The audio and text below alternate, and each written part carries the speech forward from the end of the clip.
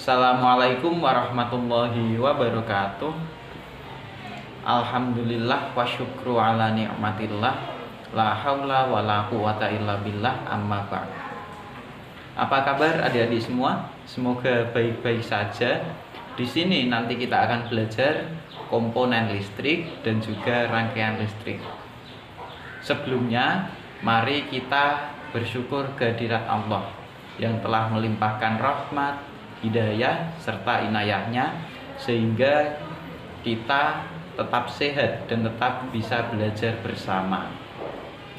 Tak lupa sholawat serta salam senantiasa kita aturkan kepada junjungan kita Nabi Muhammad Sallallahu Alaihi Wasallam.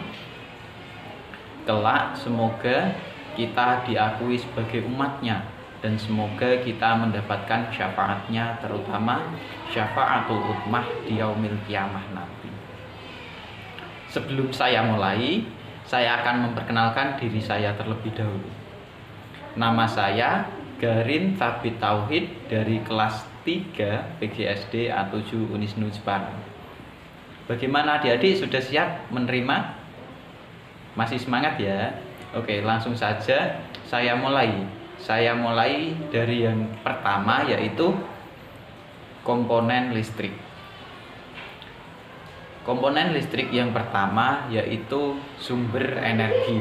Jadi aliran listrik bisa hidup itu harus ada sumber energi. Jadi kalau yang sumber energi kecil, yang kecil itu misalnya ada baterai atau pakai genset juga bisa seperti itu. Kalau yang besar itu ada PLTU. Apa itu PLTU? Pembangkit listrik tenaga uap. Ada juga PLTA, pembangkit listrik tenaga air. Ada juga PLTN, pembangkit listrik tenaga nuklir. Dan masih banyak lagi seperti itu. Yang kedua ada penghantar. Penghantar ini biasanya berupa kabel. Kabel itu dalamnya biasanya berupa kawat dan dibungkus dengan plastik seperti itu atau karet. Seperti kalau yang ada banyak di rumah itu loh, yang panjang seperti itu.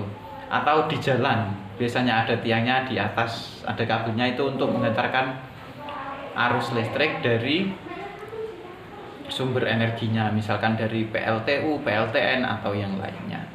Yang selanjutnya yaitu sekring. Sekring ini berguna untuk memutuskan aliran listrik jika terjadi kesalahan, seperti konsleting. Konsleting itu pertemuan antara kabel ini ya, kan ada dua. Di kabel itu ada dua muatan, yaitu muatan minus dan juga plus.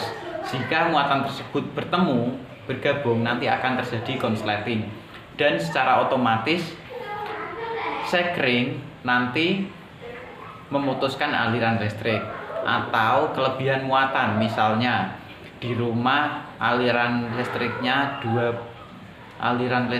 900 watt dan menggunakan benda yang membutuhkan muatan listrik yang sangat besar, lebih dari 900 watt. Jadi nanti sekring secara otomatis memutuskan aliran listrik seperti itu.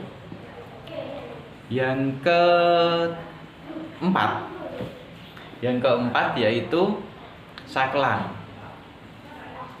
Saklar itu digunakan untuk memutuskan dan menyambungkan aliran listrik. Seperti itu contohnya, itu namanya saklar. Jadi kalau sekring tadi kan jika terjadi kesalahan.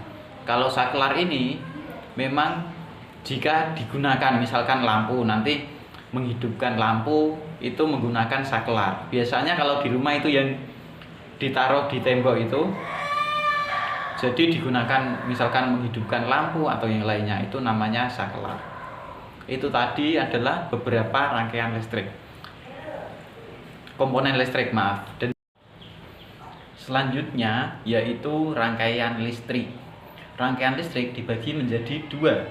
Yang pertama ada rangkaian listrik seri, yaitu rangkaian listrik yang disusun secara berjajar.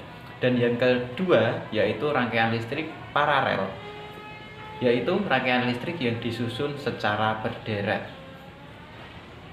Itu tadi penjelasan dari saya, yaitu tentang komponen listrik dan juga rangkaian listrik. Bagaimana adik-adik, sudah paham semua atau belum? Atau ada yang perlu ditanyakan? Jika ada yang ditanyakan, silakan beri komentar di kolom komentar. Semoga penjelasan tadi bermanfaat bagi kita semua. Cukup sekian dari saya. Apabila terjadi kesalahan baik yang disengaja ataupun tidak disengaja, saya mohon maaf. Wallahul muwaffiq ila aqwamit thoriq. Wassalamualaikum warahmatullahi wabarakatuh.